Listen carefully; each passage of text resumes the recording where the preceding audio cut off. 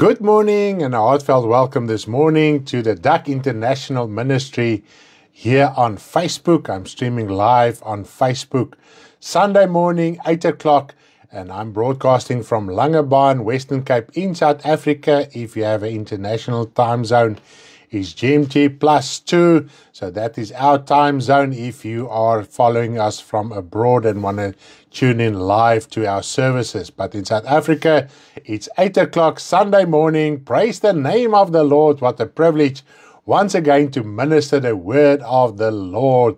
Hallelujah. And encourage you as our brother and sister in Christ to reach those who have not experienced the spiritual rebirth, to follow the Lord Jesus Christ and God the Father. Hallelujah. What an amazing privilege when the moment when you give your life to the Lord, when you repent, when you call out to the Lord out of a broken heart and a contrite spirit, and God the Father circumcised that heart and He gives you that spiritual rebirth, you start a new life. Your life doesn't end. Then it only starts. So yes, good morning to you all our lovely brothers and sisters in the Lord Jesus Christ. Hallelujah. To those that we are known to and those that we are not known to, may you have a blessed time with us this morning. Now, I'm still on my series on Sabbaths, fulfillment, and feast. This is now the second part. Hallelujah. I thought I'm going to get it done and dusted in two parts, but it's not going to happen. So as the message is developing and as we are going on with the topics, and there's so beautiful, interesting things that comes to the fore and that are revealed, then I stand still because we need to grasp something about the fulfillment of the law, the prophets, and the Psalms. Hallelujah. Including our main topics we're focusing on is the Sabbath or Sabbaths as well, and then the feast. So this is the road we are going down with, and in the process there's a lot of interesting stuff that we need to understand and grasp. Now I've got a full Bible study series on the feasts as well, the fulfillment of the law, etc. Yes, so if you want to get those studies, then you have to start with study 1, and that is the spiritual rebirth, and then the baptism. Is all very, very interesting topics, especially for you as a child of God to gain insight in the Word of God. Hallelujah. What a privilege it is to conduct our lives according to the Word of God, to understand what a Word of God tells us and why we are doing certain things. We as children of God, why do we have to be born again? Why do we have to be baptized? What is the Holy Spirit, the gifts of the Holy Spirit? The spiritual world, I'm just busy now with translating the spiritual world and life. What an amazing insight that we receive from the Lord to be able to wrote these Bible studies. It was only in Afrikaans thus far. I'm now on lesson or part 17. I'm busy translating part 18. So I'm almost done with the old second year, because we don't divide it in first, second, and third year anymore as in the beginning. It's a continuous series from part 1 up till part 28. Now the last few parts are only about the end time. So I'm almost done with the old second year. So it's part 17. I'm busy with part 18. So the Lord is really helping me. The progress is very good. Hallelujah. And I'm just praising the Lord for that. He really helps me. This week I could have done I could have done 3 lessons. Since we came back, I started with lesson 13, and I'm now done with lesson 17.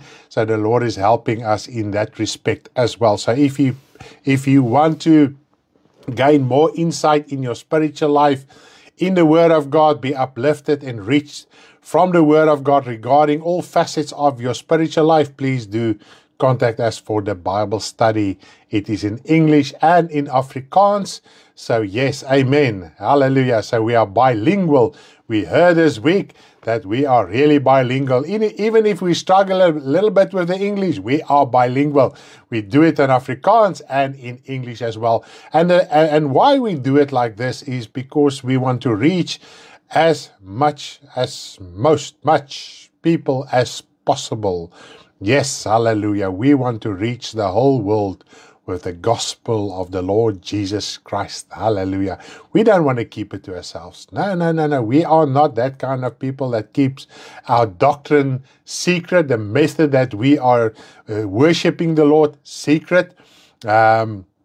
Yes, hallelujah. We are not behind walls and you must belong to a certain club and pay a certain fee. And a lot of these Christians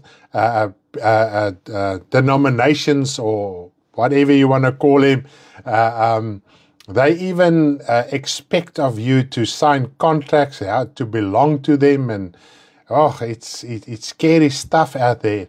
But we are not like that. We are straight-faced. You listen to the Word of God. If you want to support us financially, you're most welcome. And otherwise, just receive the Word and be blessed by it. Hallelujah. So that you can be spiritually delivered. The purpose of the gospel of the Lord Jesus Christ is not to set up this lavish, big, large buildings.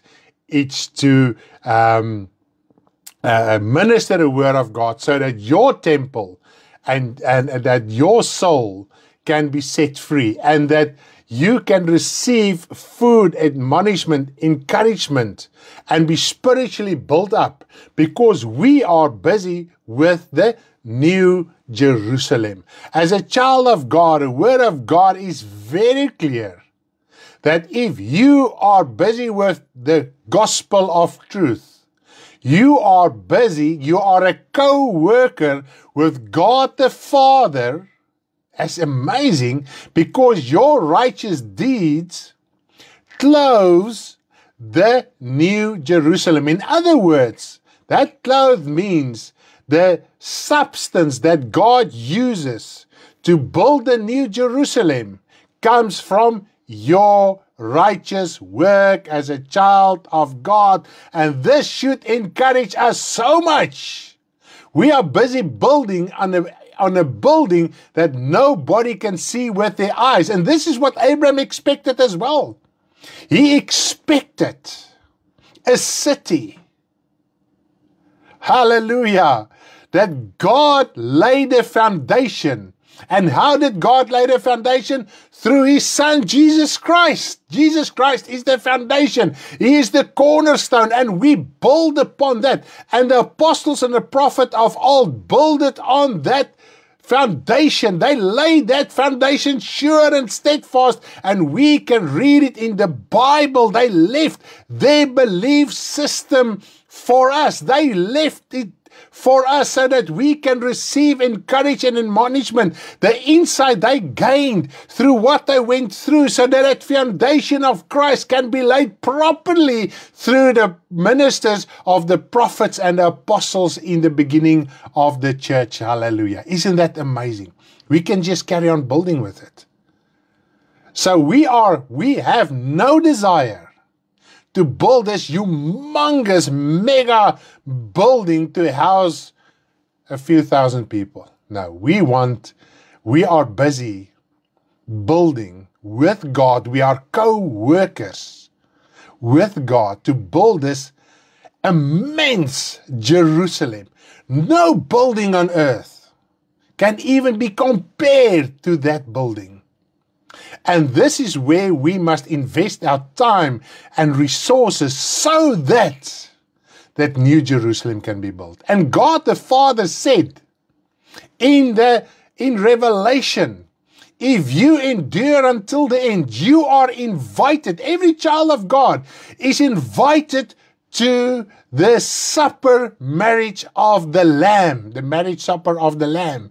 Hallelujah. So that you can see one day that your righteous work has contributed to the building, and this New Jerusalem is clothed with your righteous work.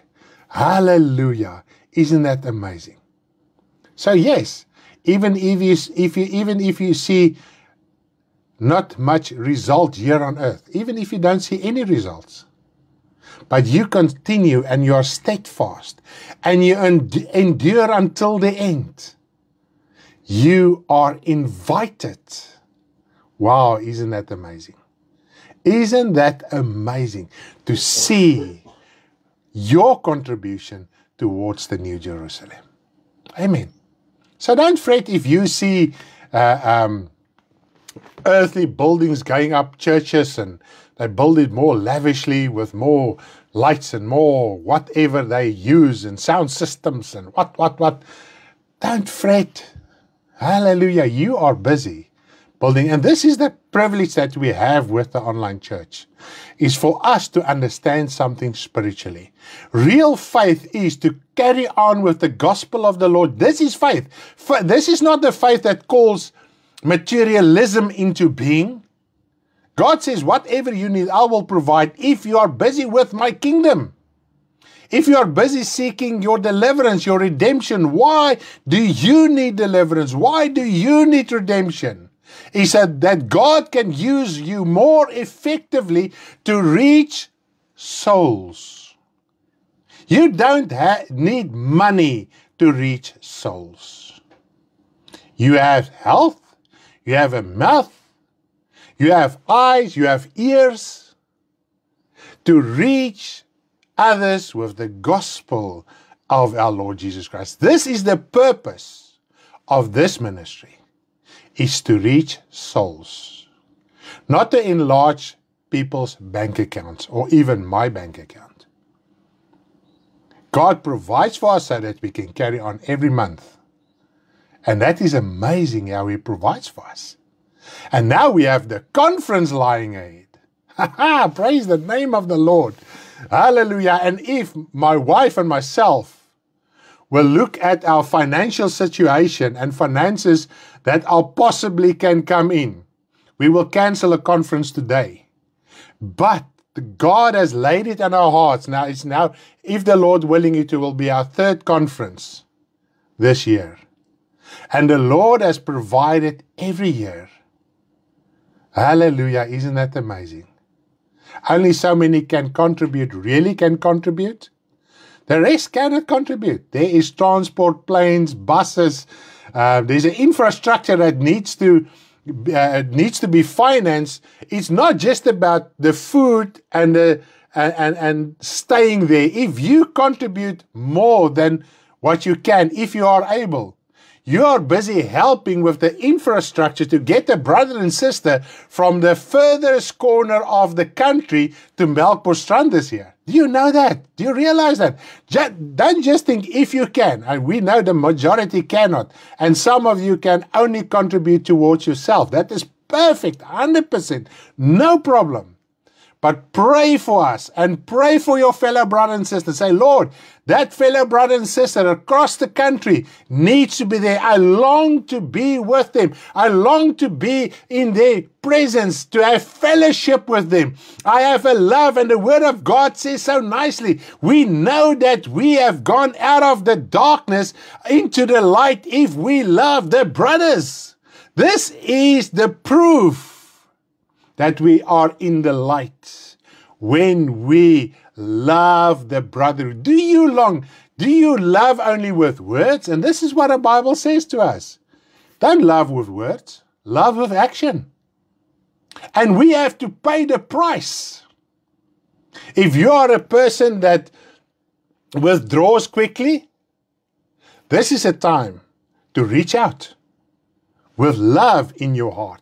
God won't talk to us contrary to brotherly love. He won't. If we hear voices contrary to brotherly love, then it's a different voice speaking to us. And this is our time to show the real love in our hearts, because Christ, and remember, every single person in the body of Christ does have a gift, is part of the members of Christ. I read in the Bible, the fact that you have the Spirit of God, that you have a gift. You have the fruit of God's Spirit. But we suppress it by our way of thinking, our fears, our drawing back, hierdie minderwaardigheid in ons. Ons moet onsself daar buite sit, ons moet onsself challenge. Anders kan die gawes en die bediening en die vrug nie oopbreek nie. Is dit nie wonderlik nie? Dis 'n tyd hierdie om jou broederliefde uit te leef. Dis 'n Here, ek het my broeder so lief. Ons begeer, ons sê altyd nee, ja, as ons net in een gebou kan wees. Nou een keer 'n jaar, en ek wil hê jy moet mooi dink wat ek vir jou nou sê. Een keer 'n jaar. Voorsien God vir jou om daar te wees. Voorsien God uit die hemel, doen alles in sy vermoë om jou daar te kry. Maak net jou hart oop. Maak net jou hart oop. As God bereid is om alles te doen en in mense se harte te werk, om by te dra, vroeër jare, ek wil net vir jou noem, daar's mense wat vroeër jare finansiëel tot hierdie konferensies bygedra het, en dis soos die finansies kry, wat nie eers naaste by die konferensie kan wees nie. Dis onmoontlik vir hulle om daar te wees. Maar het gesê, my medebroers en susters, ek vind blydskap daarin, om te sien, as ek die foto's sien, en ek sien die video's, en ek sien wat daar aangaan, daar raak hulle harte so opgewonde. Dink hulle, Here, kan ek hier nog meer bygedra het nie? So God werk so in harte, om jou daar te kry, het jy nie finansies nie, maak net jou hart oop. Sit hy verlof in, maak jou beplanning. Ons het al gehoor, 'n paar mense het gesê, ek het klaar my beplanning gemaak, ek het almal se dagboek, wat direk by my betrokke is, en hulle gaan kom, hulle dagboek is uitgeboek, finish en klaar. So, maak jou hart oop, terwyl God besig is, en hy wil jou daar, jou begeerte hy wil jou begeerte ontmoet, dat jy saam met jou medebroers en susters net lekker saam die Here kan dien. So ek vra vir jou mooi, Deborah die eerste jaar, dink is die eerste of die tweede jaar met die konferensies het gesê. Nou weet ons, mense wat vir hulle self werk, dis nie net 'n week se verlies van finansies nie. Dis die oploop en 'n sleep baie keer nog daarna. Ons weet dit, ek en my vrou is totaal bewus mense wat vir hulle self werk. Ek praat nie van 'n massiewe besighede het wat self kan aangaan nie. Ons weet dit, en baie keer met mense ook onbetaalde verlof vat. Ons besef die finansiële implikasies van dit. En in dit, toe sê sy, wel, ek gaan die res van my lewe werk, wat is 'n week? Dink ek, Here, seriously? En vir haar en haar besigheid 'n week maak 'n groot verskil in hulle maandelikse inkomste. So ja, op die einde van die dag, when I look especially at our pensioners, how they look forward to a time like this, and we think to ourselves, will they make the conference this year? If you look at their body, but I think, no. In faith, I'm going to make my appointment, I'm going to book my booking, I'm saying I'm coming, and the Lord provides for them financially and in their health as well. Praise the name of the Lord. Are you blessed? Do you feel excited to be at a conference this year? Please do come. It's at the sea here in Western Cape Province. Pray that we should have fair weather as well. Hallelujah. Traditionally, it's not a bad time for the weather, but pray for us as well, and pray that the Lord will help, that the weather will be fair as well, so that we can really enjoy the time with our brothers and sisters in the Lord Jesus Christ. We've got an awesome program. We are busy sorting it out. We'll give the program through to you as well, for the kids, for the young, for the elder adults. Oh, it's just going to be an amazing time in the Lord. And please, I'm just going to say this in Afrikaans as well. As jy die laaste 2 konferensies by ons was, jy het gesien, hoor hierso, jy kan nogal hier raakvat en daar raakvat, laat weet ons. Ek en Karen wil begin loskom van die tydelike reëlings. Goed? Ons gaan nie heeltemal julle vir die wolwe gooi nie. So as jy sê, weet jy wat, ek sien kans om dit te vat.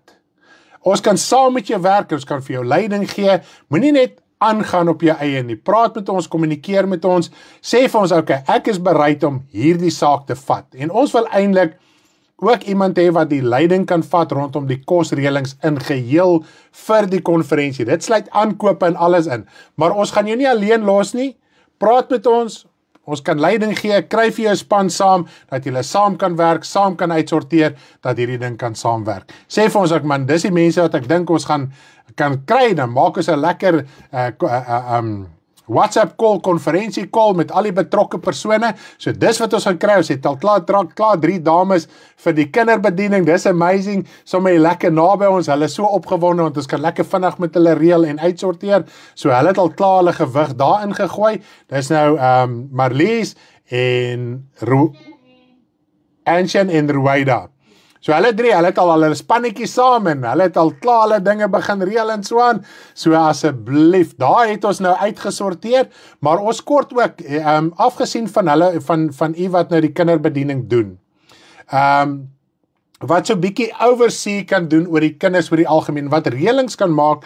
Want ons het altyd die Here voorsien altyd dat die kinders lekker sweets en koeldrank en alles kan hê.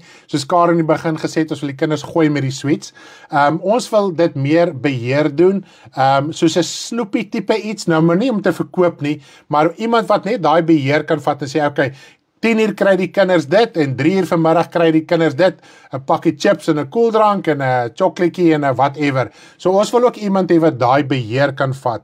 Anders as die 3 dames, want ek meen, om wel die bediening te doen, dit vat baie. Ek sê vir die dames se kele trek toe, ons weet wat dit verg, so hulle kan nie nog fokus op die ander aspekte nie, veral nie die dag as hulle die kinderbediening hanteer nie. So as ons soek iemand daarse ook onder andere, so dis ons grootste reëlings, en maar ons gaan jou nie los nie. Praat met ons, kommunikeer met ons, julle idees is stunning. Dit is fantasties, ons wil net graag saam met julle werk. So as julle by ons, as julle met ons, prys die naam van die Here, en natuurlik, jy kan jou kombyspanne saam sit en al die tipe van goeders, so dan kan ons lekker konferensie hou hierdie jaar. Amen, hallelujah. Are you super excited? The Lord is providing so that you can go to the conference, hallelujah. Don't reject it. Don't reject it. God won't talk to you contrary to brotherly love. Think about it for one moment, and then you will understand what is talking to me. My fear, my anxiety is talking to me. Let it go. Take this leap of faith. This is faith in the name of Jesus Christ. Hallelujah. Oh, half an hour almost, and I've just made my introduction. This morning, I'm going to continue with my series on Sabbath, feast, and fulfillment. This is so important in the Christian church. My wife and myself, we believe, we understand, as we are talking to people and have conversations with them, the core of the problem, that includes tithes, Sabbath, feast, and everything else, even the 10 Commandments. Because we don't really grasp fulfillment, we battle to grasp other things, how they came into fulfillment. That's why the feasts are, especially the Feast of Tabernacles, that are so prevalent now in the Christian church. The majority of Christians do practice now the Feast of Tabernacles here in September. The time of September, more or less, is the Feast of Tabernacles. A lot of them even go to Jerusalem to participate in the Feast of Tabernacles in Jerusalem, because they don't understand the fulfillment of the law.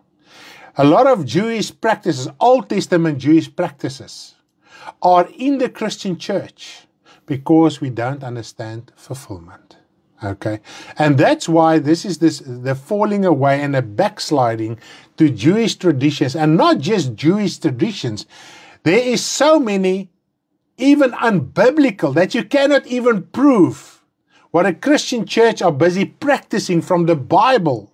But it sounds great. It sounds good. And somewhere there's a connection with something, but that cannot even be proven biblically, because we don't understand fulfillment. Jesus Christ, when he said, I will bring life and more abundantly. I'm here. I came to destroy the yokes and the burdens. He said it for a reason. Now, Satan came into the church, and this scripture is in fulfillment as we are talking this morning. And let me just read this one scripture. This is in 2 Thessalonians. It was not part of my initial preparation, but let's go there. 2 Thessalonians. I just want to read this one verse to you, or 2-3 verses. Let me just see quickly. 1 Thessalonians 2, from verse 3 up till verse 4. 1 Thessalonians 2, verse 3 up till verse 4. Okay. This is a teaching, so we can talk about a lot of things. Isn't it amazing? It's a teaching, it's a series. We can talk about a lot of things. It's like the teacher in a classroom, and somebody will put up their hands, one of the children, and all of a sudden it's not really relevant to the topic she's discussing that day or teaching she's giving, but that child has a problem, so she's sorting out that problem, and then she continues with the lesson. So we are doing this as well. Hallelujah. Isn't that amazing? So we're in class, Sunday school class this morning. Hallelujah. Let's read. Let's read. Let no one deceive you by any means, for that day will not come unless the falling away comes first, and the man of sin is revealed, the son of perdition. Now, who is the son of perdition? It's the devil. Satan himself is revealed. How does he get revealed? I just want to read then one other verse to you quickly, and then I'm coming back to verse 4 here as well. Otherwise, we are going to have difficulty to understand what I'm saying here. This is John 17, where Jesus prayed. It was his prayer. And what's amazing, if you're going to read John 17, Jesus Christ even prayed for you. Do you know that? If no one ever prayed for you, Christ almost 2,000 years ago prayed for you. Hallelujah. As a child of God. This is amazing. Do you love the Lord? Yes, we love the Lord because he loved us first. Isn't it so? Not because we have love. We didn't have love. Christ, God through Christ, and Christ himself loved us. And therefore he came to this world. And God through Christ showed his love to us. And Christ showed the love of God to us. Yes, and that's why we can love God and Jesus Christ. Amen. Let's read John 17, verse 12. John 17, verse 12. Remember, the son of perdition must be revealed. Christ gets revealed through children of God. Okay? God was revealed through his son, Jesus Christ. That's why the Bible says God was revealed. Okay? So God was revealed through Jesus. Jesus said, Father, I came to declare your name to the people of this world. So what Jesus did, what he said, I received it from the Father, I learned it from the Father, and now I'm showing it to you as if the Father himself. And this is the manner that we are supposed to live, to reveal Christ to the world. Christ doesn't appear to people in visions and dreams all the day. We have a responsibility as children of God to reveal the word and the life of Christ to the people. So it doesn't mean Christ Jesus takes me out of the way and he is there for a moment in his body and then I'm back again. No, he reveals himself through me, through my words, through my eyes, through my actions. If I open my heart to his instructions and his will. Okay, let's read verse 12 quickly of John 17. While I was with them in the world, I kept them in your name. Those whom you gave me, I have kept. So the Father gave, and this is what Jesus Christ says, the Father draws to me. Okay, amen. And more of them, and none of them is lost, except the son of perdition, that the scriptures might be fulfilled. Now, Jesus Christ here referred to Judas Iscariot as the son of perdition. Satan was revealed through Judas Iscariot. And therefore, if you open your heart to whomever you are revealing, that being is your father. And this is what Jesus Christ said to the Pharisees. The devil is your father. And we, prior to this, we read how Satan entered into Judas's life. He convinced him, he overshadowed him, because Judas opened his heart. And how was his heart opened? How was his heart revealed? Through the greed of money, the lust of money. We know the word of God says that Judas was the scallum. Because he took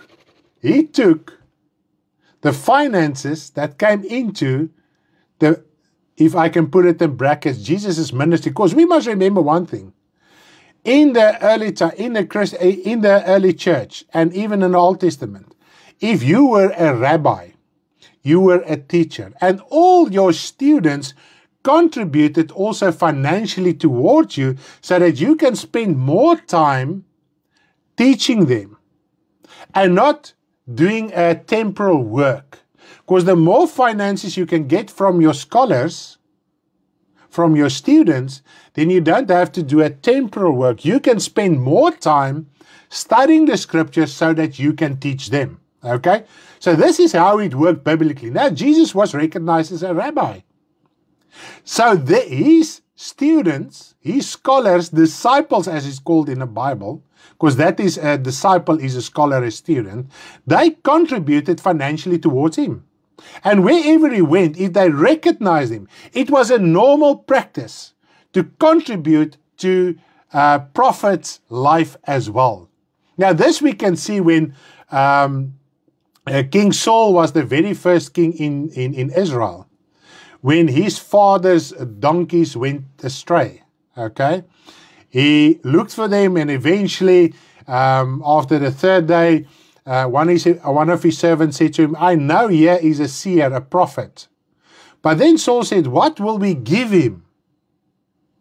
We must give him something. We can't just go and get the word of God. We must give him something." So they knew what was their financial responsibility as well. Okay. Now, as the finances also, and Judas were handling the money bag.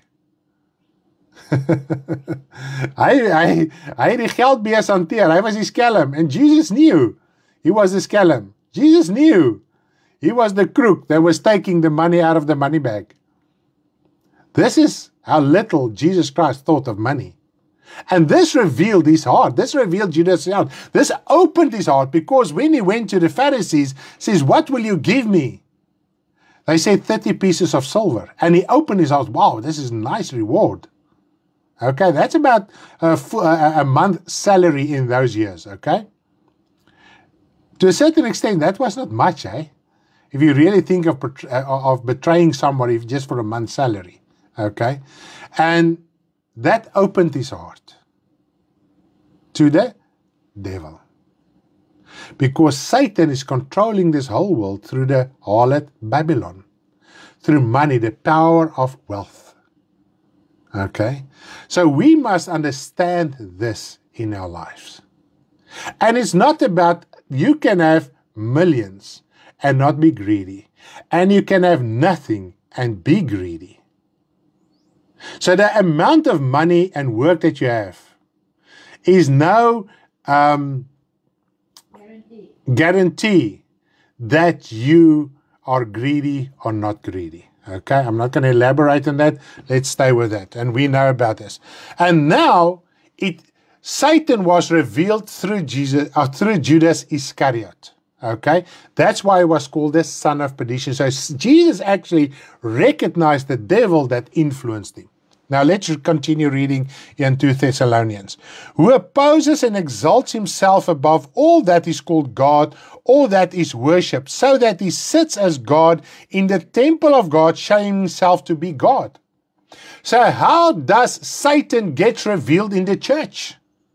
Through the people, and this is what he say, the falling away. Those that are falling away. Satan, the son of perdition, gets revealed through them. And how do we see it? By the doctrines and teachings that are going out in Christian churches. The convictions they have. contrary to that, what is the sound doctrine? Because there's two doctrines. There's the sound doctrine, the true doctrine, and the unhealthy doctrine, the false doctrine. The one is inspired by the son of perdition, the Antichrist spirit, Satan himself. And how does he do that? Through the preaching and the ministry of the word of God. Satan won't get up to a platform and say, I'm the devil, I'm going to teach you. He comes in the form of ministers whose hearts are not right before God. On the outward, it looks like they are right and upright, but they're not. They have a different motive, an underlying motive that looks good, because our mind are so clouded with the things in this world. When a preacher preach like a person who's in the world, we cannot even discern him from the word of God. And the image of this world is wealth. And what we find in the Christian church, your outward image, your outward appearance, what you have, you can testify only of material things that God is good to you. Wasn't God good to Jesus while Judas was stealing the money?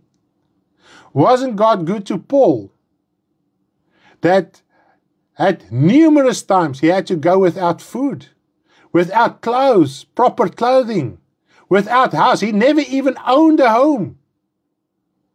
In the dispersion, when the persecution came in the early church, all the disciples left their homes, they left their things that they gathered together, they had to leave it, and most of them were killed. Wasn't God with them? Wasn't God with the Christians that were tarred and feathered and fed to animals for the amusement of the people? Wasn't God with those Christians? Wasn't God with the Christians of the old communism, the old Catholic system, with those that are living in Muslim countries and communist countries that get persecuted up till this day, that doesn't have even a home? Most of them don't even have proper food and clothing because they are really serving the Lord. As we are talking today, there are Christians in this world that are martyred and persecuted and beheaded and killed because for the sake of the gospel of the Lord Jesus Christ. They are beaten with sticks. In India, through the Hindu culture, they beat pastors to death with sticks. It's happening now. So it's going to happen in the future. It didn't happen in the past. It's busy happening now. Aren't they in favor with God? If you don't have the calling, don't discriminate against them. Now, this is the thing. Because in the Western world, those that can still finance themselves, they associate with those preachers that are preaching that it's the will of God to be financial prosperous. It's the will of God to be spiritual prosperous. And whatever you have in the what does the word of God says? We must be content with what we have. Okay? So this is how Satan gets revealed. And this is the falling away that the Bible talks about. And if you read through the letters, we can see the falling away has already started when the Christian church started. So where are we now at? Okay. Now let's continue with Sabbaths, feasts, and fulfillment. This is now a second part in the series. Now this morning I will continue on this, and this is now the second part. Now in this part, our main focus will be on the everlasting ordinance and the Sabbath.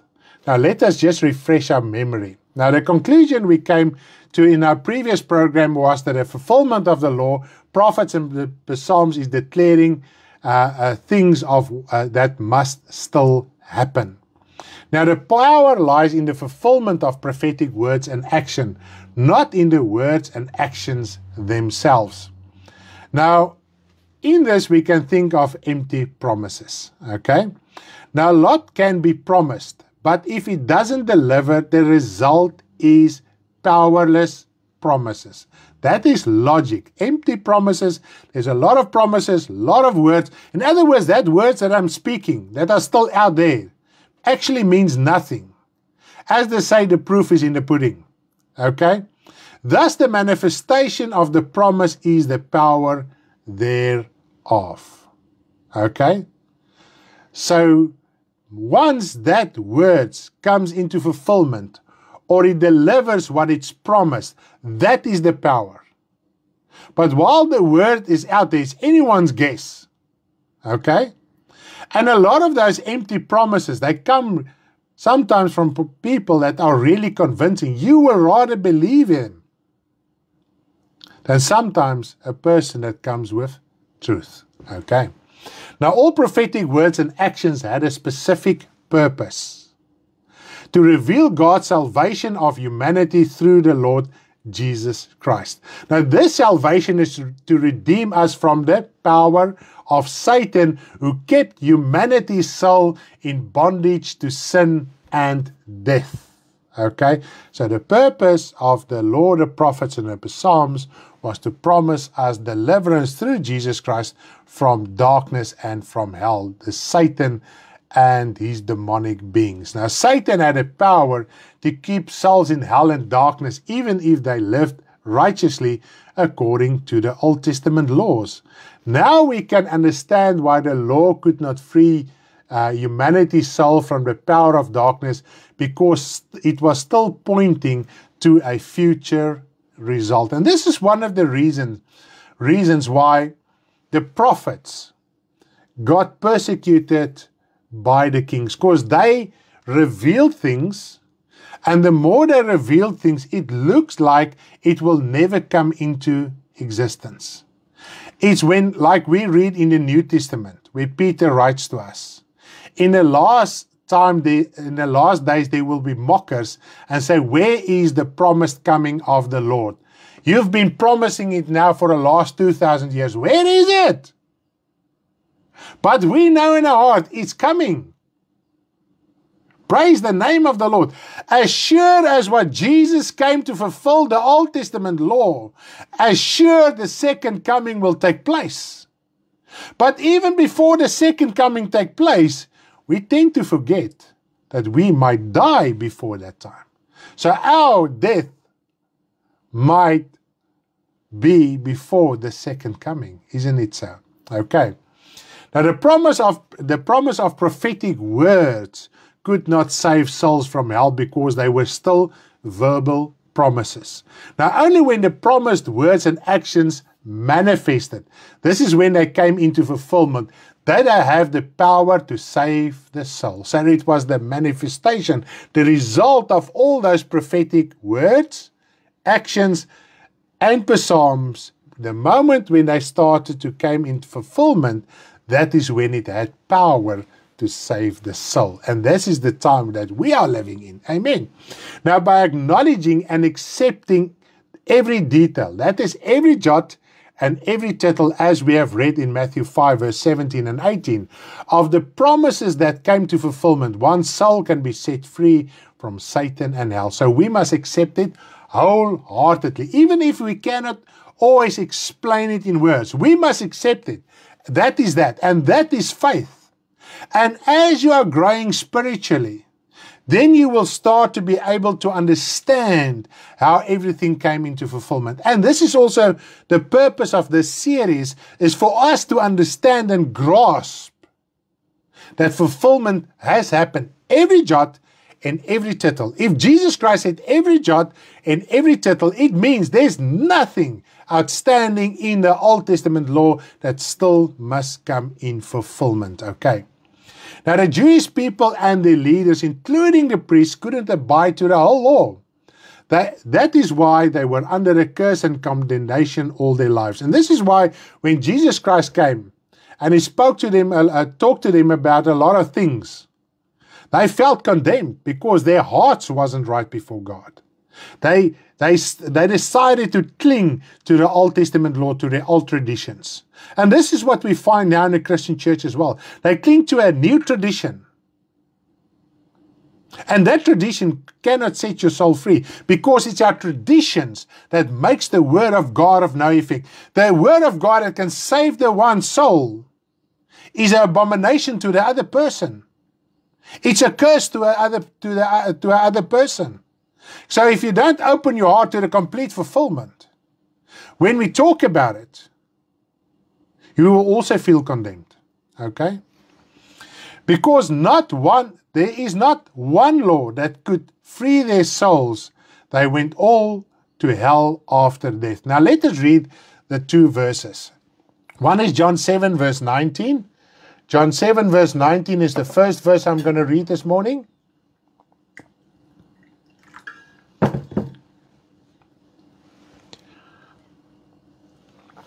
John 7 verse 19 is the first verse. Did not Moses give you the law?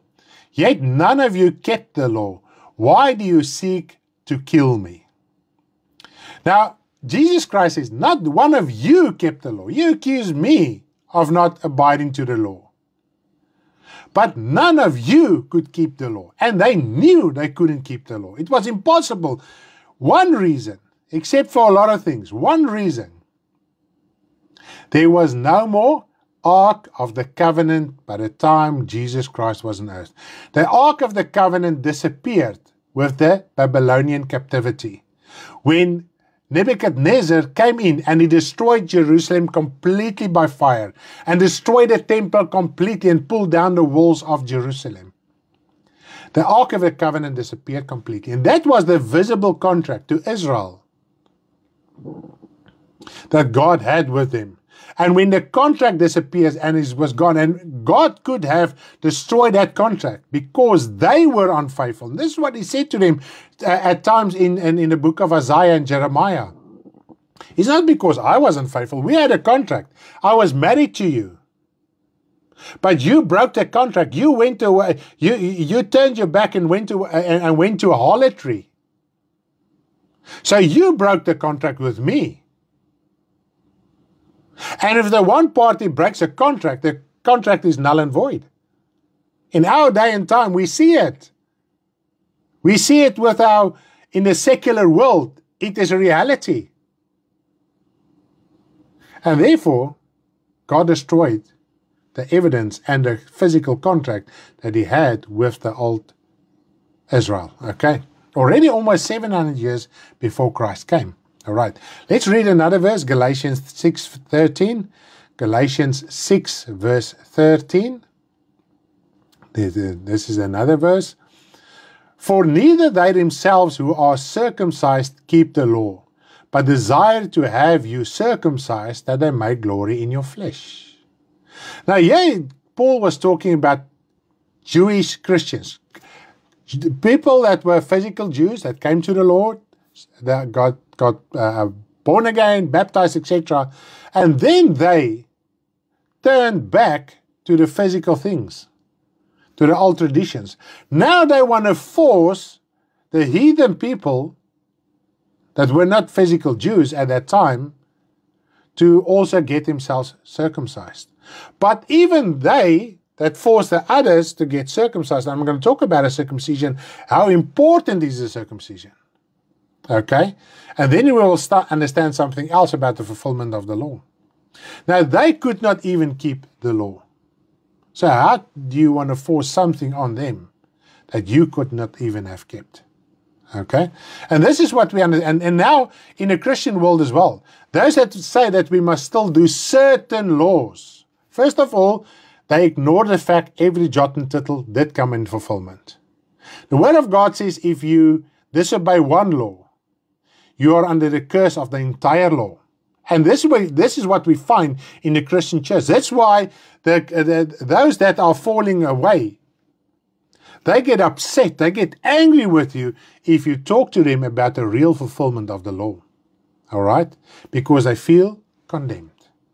Because they feel that curse that is of the Old Testament law on them, instead of just repenting. And this is what the Lord says, come and repent. The Lord said to Thyatira, and Thyatira was one of those churches that fell back completely. And God says, come to me, repent. Even for them, there was mercy. God stretched out His mercy to them one more time, but they had to repent. God had long suffering over them, patience over them. But they had to do something, and they had to repent and turn back to their first works as well. Amen. Now the feasts pointed to the salvation we receive through Jesus Christ, including the Sabbath. Now there were so many laws, including feasts and Sabbath, to portray all facets of salvation. Now on earth we cannot comprehend the complexity of the spiritual, although it is not complex for those in the spiritual world. It's only complex for us. It is complex to us, therefore there must be so many symbolisms, depictions and prophetic words to understand salvation. I think now we can understand why there are so many facets where the Lord portrayed and are still portraying salvation in Jesus Christ. Because the spiritual world is complex to us, but in the spiritual world, nothing is complex to them. Okay, so we need a lot of depictions, a lot of symbolisms, a lot of prophetic word for us to understand what is the entirety, the whole plan of salvation. Now, suppose anyone continues to perform the prophetic actions prescribed in the Old Testament law. In that case, they are essentially declaring that the fulfillment has not occurred, and as a result, they will not experience the power of salvation in their lives. And this is what we must understand. This is why people don't experience salvation anymore. The power, redemption, free from sin, because there is one or other things that we doubt, whether we are practicing it willfully or not. And I'm going to talk to you about one of those things that maybe you are not agreeing with 99% of the rest of the Jews' thought, but a lot of us still have this underlying thing of this one thing that can rob us of real redemption and deliverance and completely be set free from the power of darkness. Remember, Jesus Christ said, every jot and every tittle is fulfilled. So that means everything. There's nothing outstanding. And if we practice only one, then we can fall under the curse of the entire law. And Jesus Christ came to break the curse of the law. Okay. Now, I'm just going to mention it in the beginning. In my introduction, I did talk about this, but I'm just to refresh our mind in this context. Maybe if we can understand it in this context, our hearts can even be set free. But I'm not going to stand still on this because I want to continue to the Sabbath law, because there's something amazing I want to talk to you about this morning.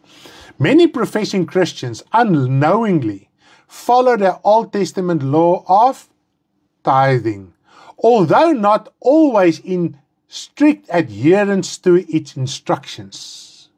Now, this alone poses a problem if you are referring to tithes as mandatory according to the Old Testament. Now, the adherence to Old Testament practices can deprive one of spiritual freedom within Christianity. Now, in the New Testament, tithes are fulfilling by giving as a voluntary act of generosity, not as a mandatory tithe. And this is where the problem comes in, okay? Because the tithes always get preached with some material promise, okay? Now, if you give generosity and willingly to the brotherhood and to the ministers of the gospel, there are no promise. And Jesus Christ never ever, when He talked about giving and taught about giving, He never made material promises. As a matter of fact, in one stage, He said, if you are giving a meal, a feast, invite those that cannot invite you back, because you will receive your reward in the kingdom of God, because that will be a righteous act. And if you are performing a righteous act, you are busy building in the New Jerusalem. You are busy building, and God uses your righteous work to build a New Jerusalem. Isn't that amazing? That just changes the whole thing. Now, the main thing is, in the New Testament, to give voluntary to your brotherhood and ministers. And this is what we need to understand. I'm not going to elaborate on tithing and giving, etc. We need to understand it. You just can read in Matthew 25, verse 40.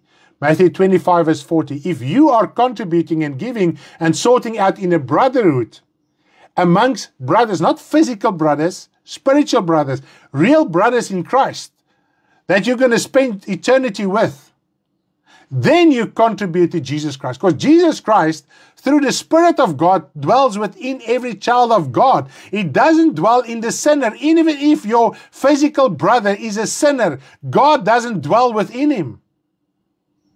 He dwells within your spiritual brother. And whatever you contribute or visit, or whatever the case might be, and help him financially, then you contribute towards Jesus Christ. Amen. Hallelujah. That's something to think about. So this is the fulfillment of the Old Testament tithes. It's not a mandatory tithe with a material promise like in the Old Testament, because in the Old Testament everything was physical, but it pointed to a promise, and even that physical couldn't deliver the soul from bondage. If they abide to the law, because God gave the law, there were certain promises in the flesh for abiding the law, but still their soul was captured in darkness. Still Satan had power over their soul. And this is the thing. If you are materially, if I can put it in brackets, free in the respect you have enough to pay your way and not to worry about anything, your soul is not free. It is no evidence that your soul is free. And this is what we need to understand, and this is what Jesus Christ says. God seeks people who serve Him in spirit and in truth. And when we can grasp this morning, our souls will be free indeed. Hallelujah. Amen. So it was always from the beginning about the saving of the soul. But even in the Old Testament, the prophets that warned kings because of their falling away lived in caves. We know about Elijah. We know about John the Baptist. He lived in the wilderness. His clothes was a skin of an animal. He ate locust and wild honey. He never drank anything or ate anything that came from the vine. Not even raisins, grapes, grape juice, nothing. The prophets of the Old Testament deprived themselves from any type of luxury they could have had in this world. And because of that, they were even persecuted and sawn in half and killed with the sword like John the Baptist. Jesus Christ was crucified. The apostles that walked in the life of Christ, they were persecuted, and at the end of the day, they were killed for the gospel's sake as well. Amen. Hallelujah. Now let's go to our topics of Sabbaths and feast. How did the prophetic actions of the Sabbath law manifest as a requirement fulfilled in Christ? And this is what I want to talk to you first and foremost today. I'm discussing the Sabbath at this stage because it is a key element that accompanies every feast apart from the 7-day Sabbath. Okay, so every feast had Sabbath or Sabbaths in it. It depends on how long was the feast. And then there was also the 7-day Sabbath as well. Now, there were two other essential elements in every feast. One was, it was eternal ordinances, so everlasting ordinances, and sacrificial offering by fire. And I'm going to explain this quickly to you. Why eternal ordinances? It had eternal consequences. So the fulfillment, what it pointed to, when the result came, when the fulfillment came, that fulfillment had eternal consequences or everlasting consequences. That's why every single feast and even the Sabbath law was an everlasting ordinance. Okay. This is the power of the result of the law. The actions in themselves, as we've already established, did not have eternal consequences, but the result they pointed to. Okay, so I think we can grasp that one. We can understand that one. Hallelujah. So the fulfillment does have everlasting consequences. That's why the Bible says every feast, and the Sabbath law included, is an everlasting law. Amen. It's amazing. But if we can grasp that, it's a law of spiritual freedom. It's not precept upon precept or law upon law. Now let's look at sacrifice by fire. Now according to the instructions, this type of sacrifice required that the entire animal be burnt. Now other sacrifices were partially burned and the rest was eaten. But the sacrifice by fire, the whole animal had to be burnt. Okay, especially at the Atonement Day feast, there was also a lamb that had to be completely burnt. Okay. Now Jesus' life and ultimately his death on the cross was a sacrifice by fire, although he was not burned by fire. What sacrifice by fire means, in other words, what a fulfillment means, what I prophetically depicted, is that you must give up everything.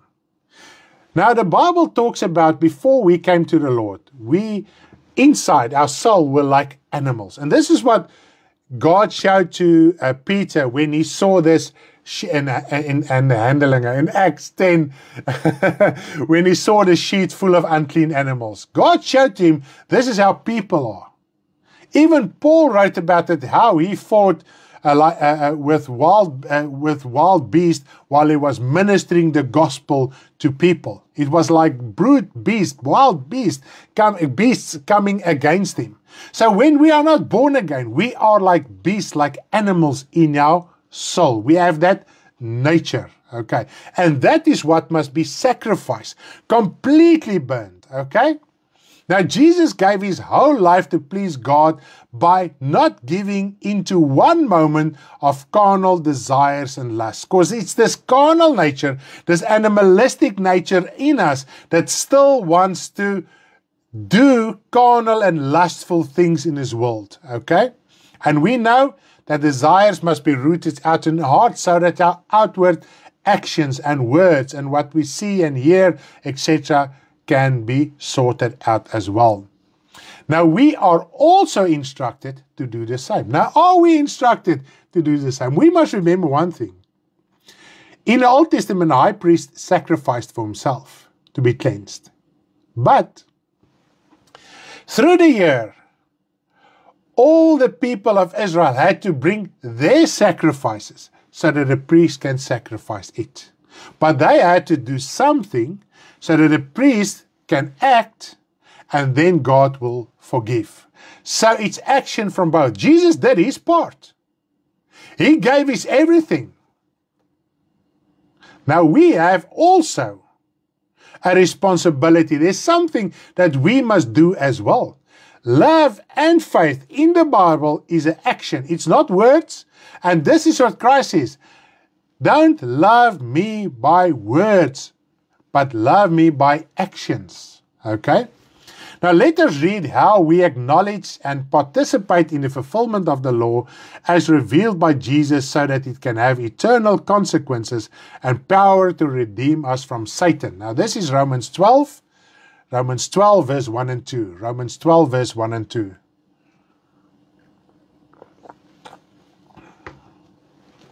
And remember, when we say Christ fulfilled everything, we must accept it by heart. Our words and our actions must display it. Otherwise, our doctrine, our teaching must display it. Otherwise, our words are empty words. Okay, amen. Let's read. I beseech you, therefore, brethren, by the mercies of God, that you present your bodies a living sacrifice, wholly acceptable to God, which is your reasonable service. Now, what's quite amazing, this reasonable, the original Greek word is logic, logica. So it's just logic for us to sacrifice everything to be acceptable to God. And what do we sacrifice? How do we sacrifice? Now, verse 2 gives us the answer, how we practically do the sacrifice, the same as what Jesus did, okay? And do not be conformed to this world, but be transformed by the renewing of your mind, that you may prove what is the good and acceptable and perfect will of God. So we must not be conformed to this world. We must lay down the things of this world, the way we thought before we came to the Lord. What draws us still? What sinful desires draws us still to do sinful things? It means, and you must acknowledge it. It's not a word of condemnation this morning. It's an encouragement for you to acknowledge. And remember, God's grace. There's no sin that can surpass the grace of God. God's grace forgives all sin. Okay? Unless we don't repent from that sin. We can only forgive it. Remember, the high priest was there, and the priests were there. They came to the priests. So both of them had a responsibility. Jesus Christ did his responsibility. He performed his responsibility. He is the atonement sacrifice until today. But we must come to him. And how do we come to him? By renouncing the things of this world. Then alone we will be able to prove what is the good and acceptable and perfect will of God. We always want to know what's the will of God, but we don't want to turn our back against the world. We have this mixed thing in our lives. And we have read, even in the Old Testament, in Deuteronomy, God said you cannot have mixed seed in your land. I just want to see if I do have that scripture. I just want to see quickly. Deuteronomy. I must not lose my place here now. I just want to get to my previous part in the series. I've got it here. Right at the end. Kom nou.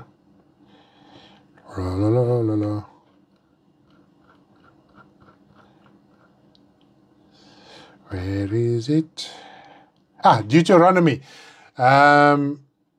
Let's read it. Deuteronomy 22, verse 9 up till 11. I'm just going to give you a chance for everybody to look up the scripture.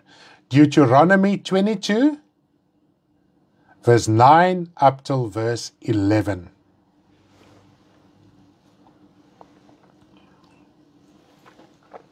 Verse 9 up till verse 11 from Deuteronomy 22.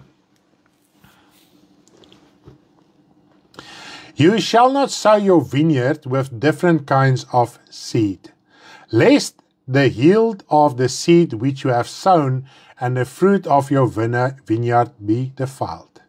So if you sow any other seed, what is a field? We read in 2 Corinthians, you are the field of God. You are the building of God. You are a worker with God in his field. So you cannot sow other seed in that field. Otherwise, the whole vineyard will be defiled. Die hele opbrengs sal verlore gaan. This is one of the reasons why we don't come to fruitfulness in the gospel, because we are busy with other seed in our vineyard. And God the Father is the vine dresser. He's like a laborer, a farmer in your vineyard to cleanse it. And then he wants to cleanse it, but we refuse that cleansing. And then the whole vineyard is defiled. Die hele opbrengs gaan verlore. Okay? This is what God already revealed in the Old Testament, how we must know and think. Those years they had to do it physically as a manifestation, how we must understand it. Okay, let's continue. Verse 10. You shall not plow with an ox and a donkey together. And what do we read in the New Testament in 2 Corinthians 6? You cannot be unequally yoked with a sinner. You cannot be unequally yoked with a unbeliever. Socially, whatever, spiritually, you cannot be unequally yoked. Because a donkey is stubborn. A donkey goes its own way, but an ox carries on. And you want to serve the Lord, but you have this other thing drawing you away. Okay? This is why we have difficulty. And sometimes we just blame the devil all the time. We must look at the seeds that is in our hearts. With whom are we dragging along? To whom are we lending out our ears and our eyes? To what type of gospel? The stubborn donkey gospel, a rebellious gospel, or a true and faithful gospel?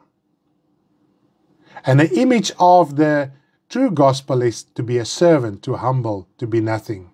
Amen. Praise the Here. Okay, verse 11. You shall not wear a garment of different sorts, such as wool and linen mixed together. Now, what is the prophetic fulfillment? You cannot be clothed with the Old Testament and with Christ. Because if you are born again, your old life gets removed. You are circumcised your heart. The covering of sin gets circumcised, the foreskin of sin. It is buried in Christ, and that is the baptism. And in the baptism, if you are buried with Christ and you are raised, you are clothed with Christ as well. So now you're clothed with Christ. Now we're going to go back to the Old Testament. And we have read, Jesus Christ says, nobody can do and perform the things of the law. And if you lack only one thing in the law, you're under the curse of the entire law. Okay. Now Christians want to lay claim that are they going on Saturday to church, that's a fulfillment of the Sabbath. It's not. Not biblically. First of all, your dates are wrong, because in the Old Testament, when God initially initiated a Sabbath, it was always started in a new moon. Your Sabbath didn't start at a new moon, so there you're in error already. And it had to be a feast. And a feast, and also I'm going to get there, but just at this moment to talk it through to you. The Bible said that all the feasts had to be done in Jerusalem, not in your own hometown. All male had to go up to Jerusalem, the appointed place, especially 3 of those feasts. Okay? It was the Feast of the Tabernacles, the Feast of Pentecost, and the Feast of the Passover. So those 3 feasts, you had to keep them in Jerusalem, at the temple where the priests are and they were sacrificing. Are there a temple in Jerusalem? No. Are the priests sacrificed? No. There's no temple, there's no covenant, Ark of the Covenant, nothing. Okay? So even if you go up to Jerusalem, you don't get here to the physical law. Okay? And you cannot mix grace and Old Testament. Either Old Testament or New Testament. Okay, we've just read it. Now let us read the other scripture. Deuteronomy 25 verses 13 to 16. Deuteronomy 25 from verse 13 up till verse 16. Okay. Deuteronomy 25, 13 up till verse 16. Okay. Praise the Lord. I'm so glad that you can understand what I'm saying to you. And most of those that are saying that I understand Afrikaans, they're not actually English. Praise the name of the Lord. Hallelujah. Praise die Here, broers en susters, dat ons kan verstaan in die Here. Maak jou hart oop en jy gaan vanoggend iets verstaan wat jou lewe ingrypend gaan verander. Hallelujah. It's amazing om die vervulling so te ken. Hallelujah. Gooi niks mens rond nie. That is so. Praise die Here. Let's read. You shall not have your bag different ways, a heavy and a light. You shall not have in your house different measures, a large and a small. You shall have a perfect and just weight, a perfect and just measure, that your days may be lengthened in the land that the Lord is giving you.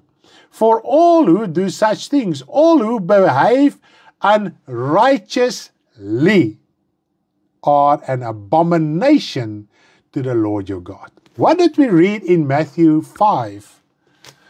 The conclusion of what Jesus Christ said, that every jot and every tittle came into fulfillment. Then he says, if our righteousness is not more than those of the Pharisees, we will not enter into the kingdom of God, the scribes and the Pharisees.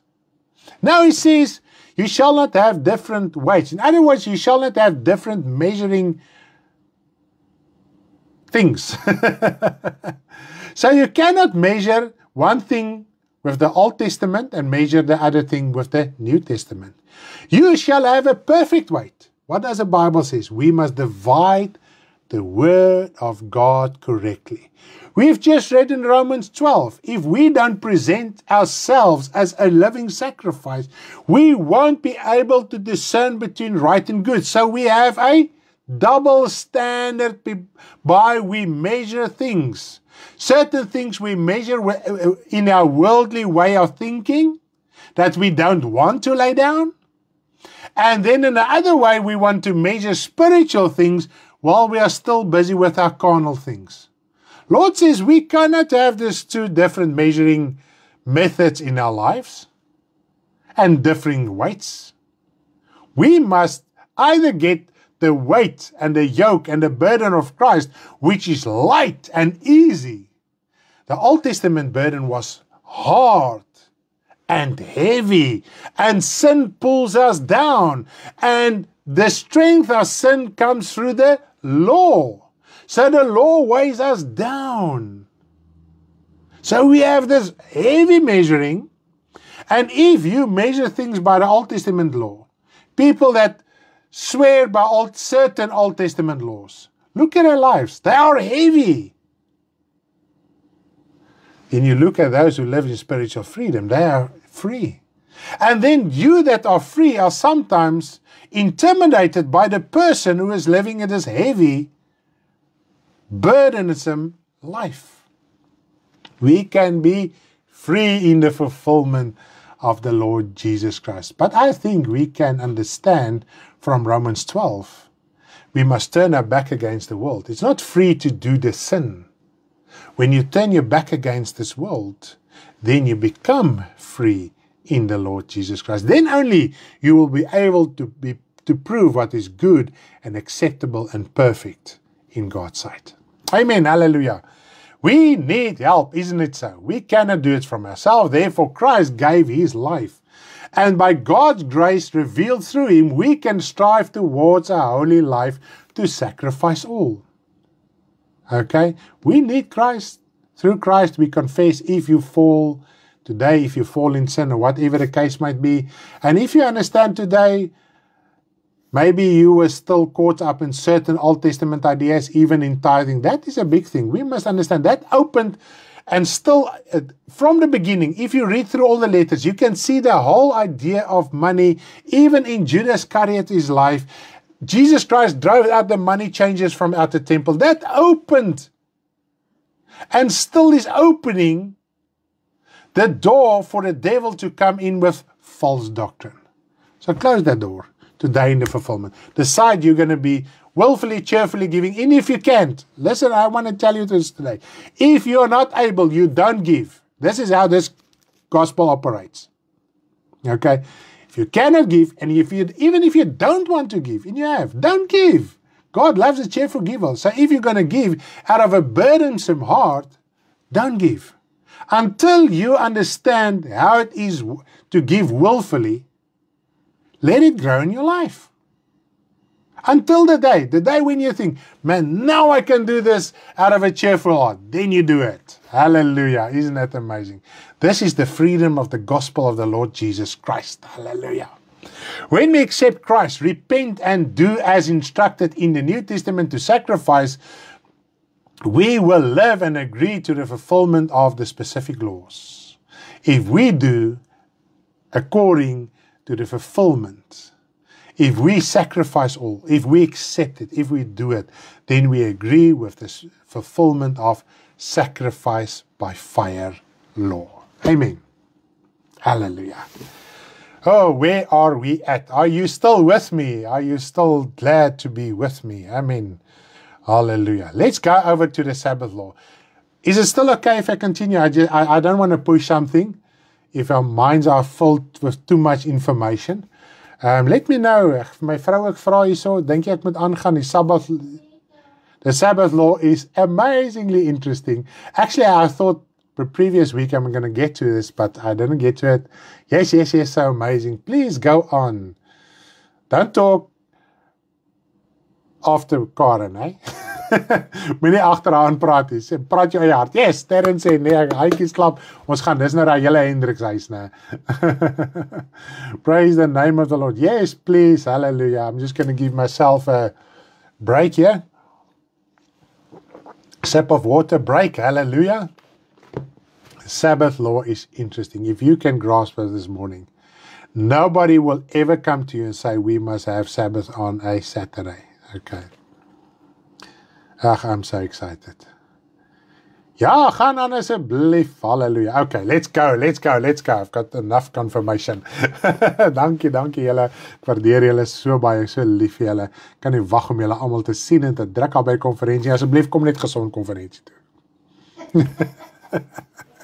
Ek wil gou vir julle skande vertel. Ons was maar almal op die Weskus gewees, soos dit moes net die kuier gehad nou so 'n paar weke terug. Volgende week toe klompie van ons siek. Toe kom Gam uit nie, hy was eintlik maar siek geweest. So hy het ons weer kom aansteek en ons het drukkies gegee. Ons druk te veel, okay, ons moet net so op 'n afstand of ons met die sanitizer eers en dan druk ons mekaar. Wat dink julle? Ja, asseblief, prys die Here, hallelujah. But I can tell you that sickness is all worth it. Amen. Just to care with our brothers and sisters in the Lord Jesus Christ. Hallelujah. Yes, please. Sabbath law. Now the word Sabbath. The word Sabbath means rest. Nothing more, nothing less. We cannot read more into the word Sabbath than rest. That is what it means, rest. Okay? There is no theological explanation further than that. And some people try to be very clever with this, but this is what the Word of God says. They understand it well. They are trained to twist the scriptures. Okay? So just understand today, there's nothing more, nothing less in the word Sabbath than rest. This already can change a lot of things in our hearts. In the Old Testament, God was very strict about observing the 7-day Sabbath and the other Sabbath that were part of the feast. Now, disobeying it was punishable by stoning to death. Oh, Gum was the culprit. Yes. Yes.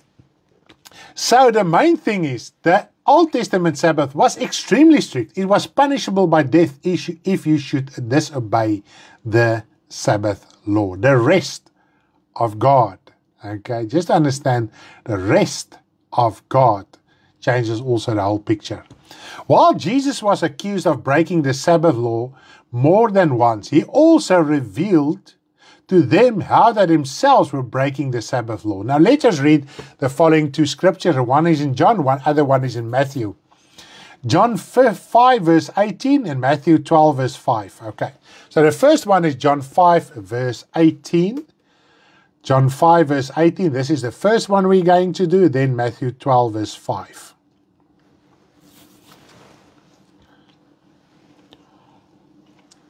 Therefore the Jews sought all the more to kill him, because he not only broke the Sabbath, but also said that God was his Father, making himself equal with God.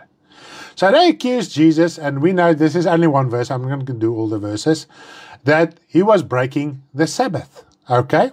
In other words, if they could pinpoint him and prove that he was breaking the Sabbath, they could have stoned him legally. Okay? Now we can understand why they were so on Jesus Christ about the Sabbath law. Okay? Matthew 12 verse 5, because they always seek to kill him, and they wanted a legal way to kill him, but their hearts hated him. So it doesn't matter what was the outward legal reason, in their hearts there was a problem. Okay? The Bible even talks about in the Old Testament law about when it comes to murder and all that kind of stuff. If you, say for instance, you have a quarrel with somebody, or even a thief comes and breaks in your home, and you already hated him in your heart and wanted to kill him, and you do kill him, then you would be judged according to a person that commit murder. But say, for instance, you were quarrel, like the boys, they fight in the field or whatever, or a thief comes in, and in a moment where you were defending yourself or something, you accidentally killed a person without a hatred in your heart, then you weren't judged as a murderer. Even in our secular law system, they always try to find out that you do it intentionally or was it just because it was in a moment that you defended yourself. Okay, just for argument's sake there. Matthew 12 verse 5. Or have you not read in the law that on the Sabbath the priests in the temple profane the Sabbath and are blameless? Now, even the priests, and how did they profane the Sabbath? The fact that they circumcised children on the 8th day, and the fact that they sacrificed. Okay? They profaned the Sabbath law. Now, if the temple was profaned, was defiled, if the priests were breaking the Sabbath law, how could they have the... nou is die woorde weg. Ek het het gehoor. Hold the people accountable to breaking the Sabbath law. It was impossible because they were breaking it. Okay? So here we can see already, in the Old Testament, when a Sabbath law was in place, they didn't even keep it themselves. Now people want to proclaim they are keeping the Sabbath law by going to Saturday to a church. Way two different things. You are just going to a Saturday to the church. You're not busy fulfilling any Sabbath law, okay? Jesus said something interesting about the Sabbath. Now, this is in Mark 2, verses 27 and 28, and this is amazing. I want you to focus on this one. Mark 2, from verse 27 up till verse 28. Mark 2, from verse 27 up till verse 28. Hallelujah. Do you experience the freedom of God's word? The fulfillment of God's word. God, the Holy Spirit will confirm only the truth in our hearts. Amen. Even if it's a lot of information, from today, you know with surety, this is it. Even if you cannot explain it, you know, this is it. Okay. And he said to them, the Sabbath was made for man, and not man for the Sabbath. Therefore, the Son of Man is Lord of the Sabbath. So the Sabbath was made for man. In other words, God made rest for man. All right? The Sabbath isn't so important that God made a man for the Sabbath, but man needed rest. All right? This is what it means. Plain and simple. Nothing more, nothing less to it. But now Jesus Christ said, I am Lord of the Sabbath. Why did he say that? Should the prophetic act have power and be sinful to break, why is it then that Jesus could overcome the devil? Now, this is the first question we need to answer to ourselves. If it was a sinful act. Always an inconsistency when it comes to these. There's that. It's a factor, Raider. And almost not two people busy with the Old Testament law agrees to everything. Okay?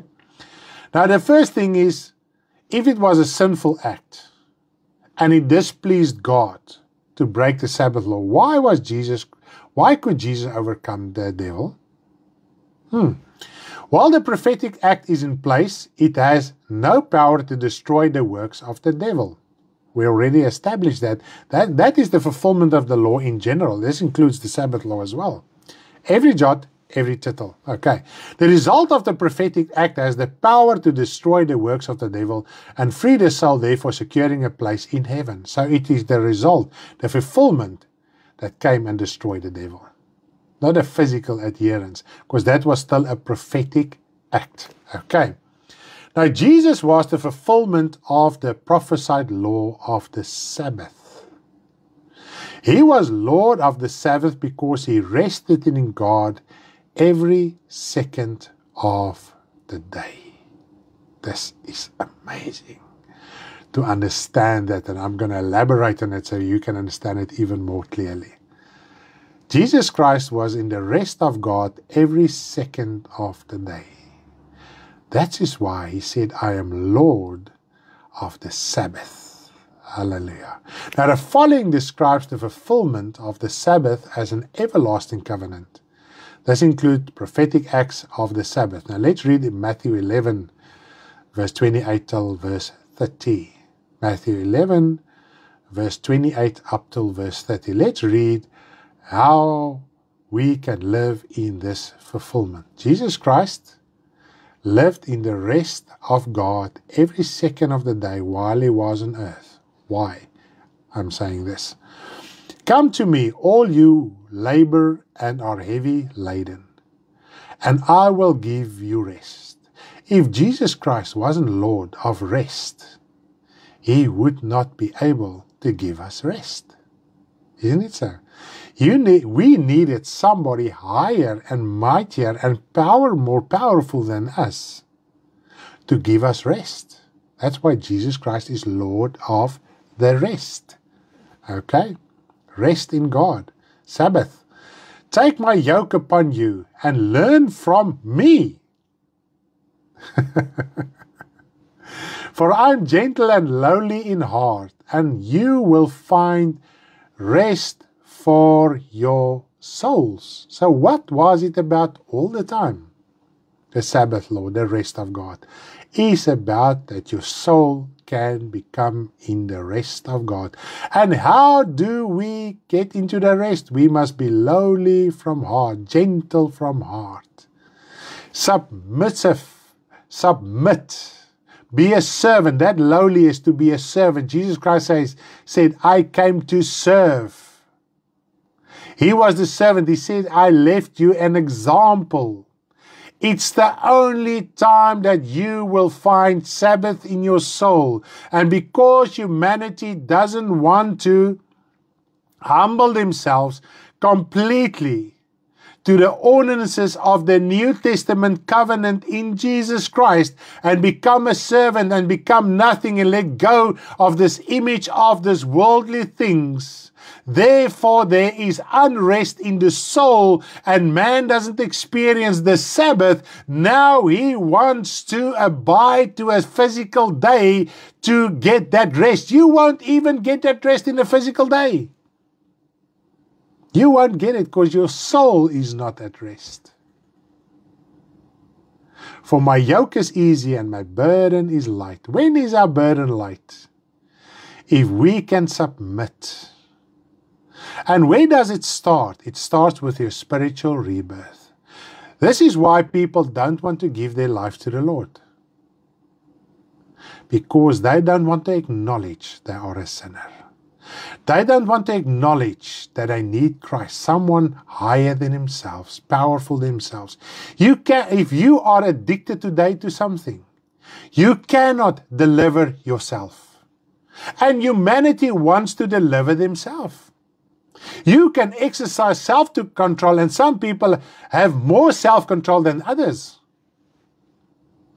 But praise God, if you don't have self-control, then you know you need Jesus Christ in your life. So repent. Tear open your heart. Humble yourself. Accept the yoke of Jesus Christ. Because in Jesus Christ, there were no sin. There were no lustful desires and yearning for the things of this world, because that is what is weighing our hearts down. This is the heavy burden. This is the yoke that we have. Therefore, we are not in Sabbath. We are not in rest. We don't live in that fulfillment. Jesus Christ had no sin.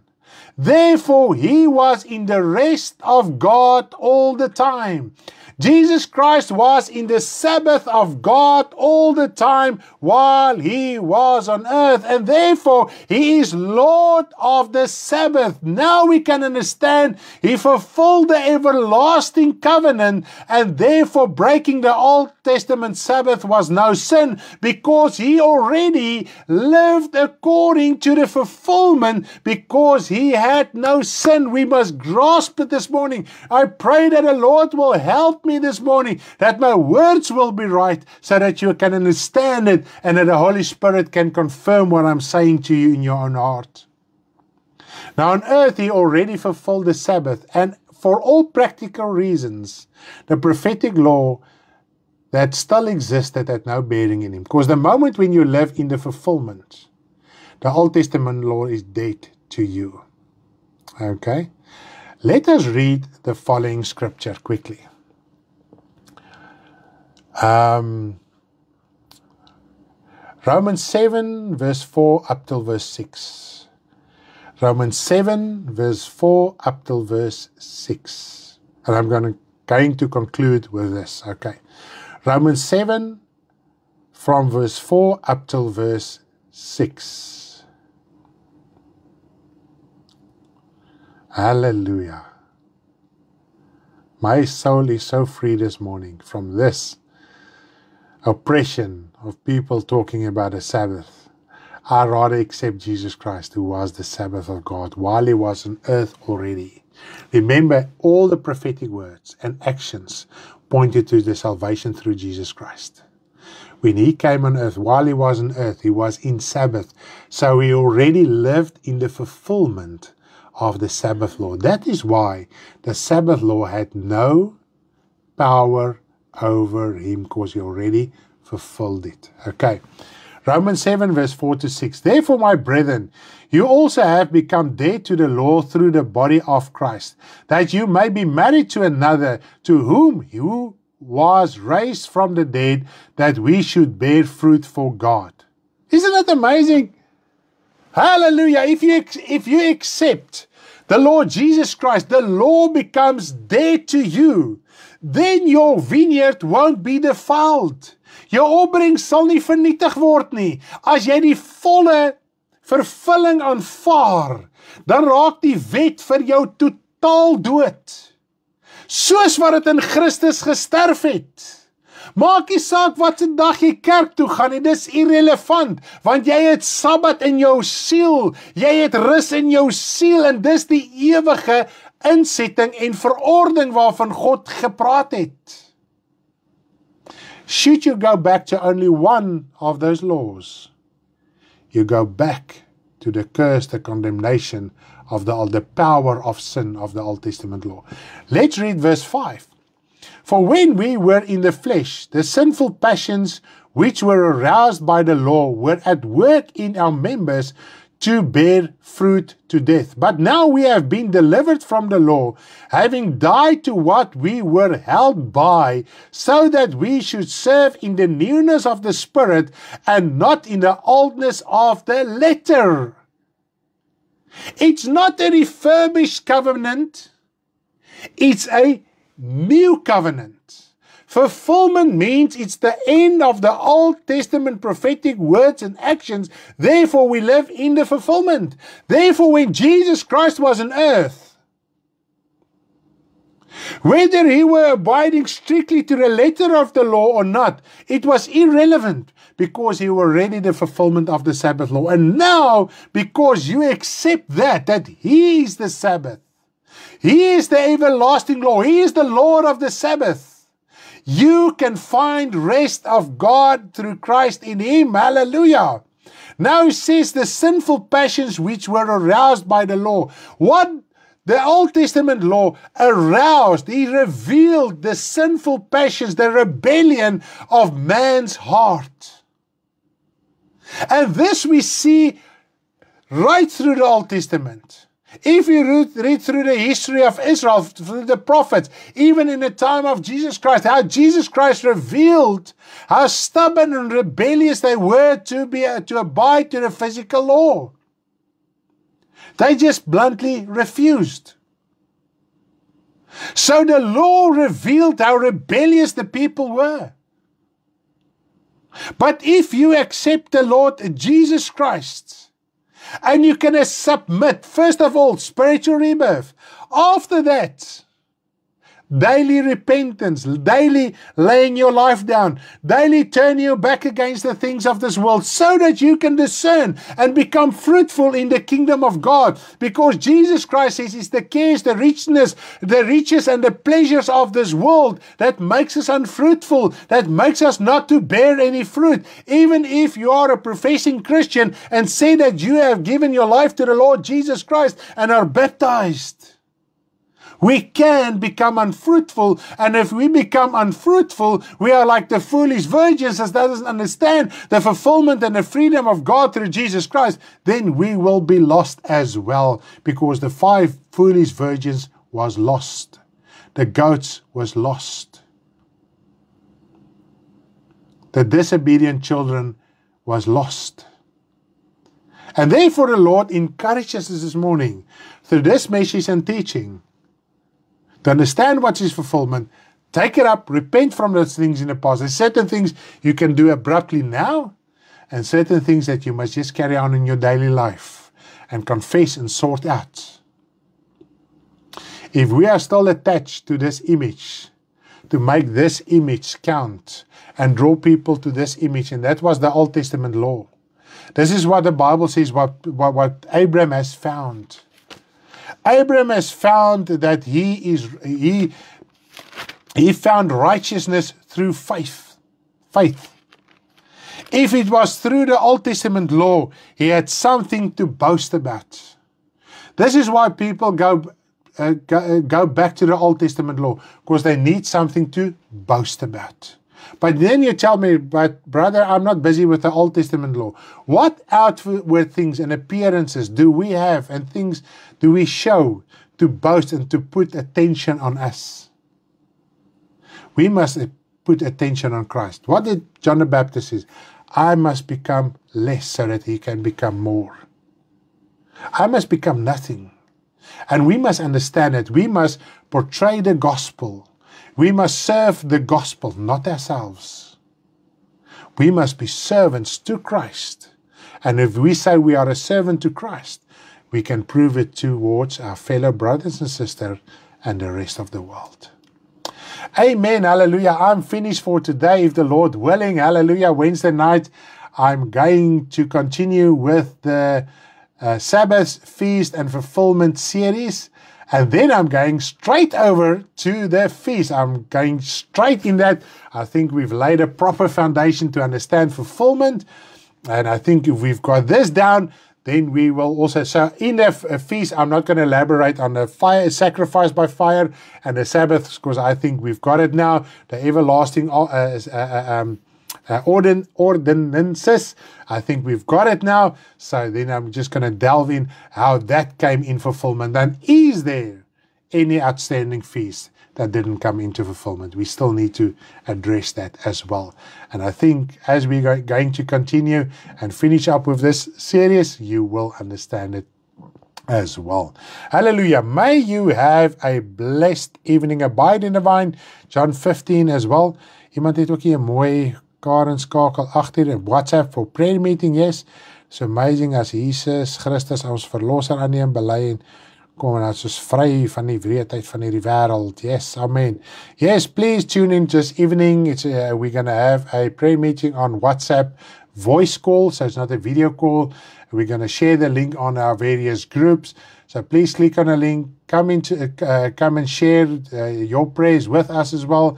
Come and contribute, even if you just tune in and are there, and show your brotherly love this evening. If you can, please tune in 6 o'clock this evening for our congregation prayer meeting. Vir ons gemeente, lekker bid saam vanaand. Kom bid saam ook met ons, al wil jy net inskakel en net daar wees en saamstem, asseblief doen dit sodat die eenheid van broederliefde ook sterker na vore kan kom. Mag julle geseënde dag verder hê. Bye bye.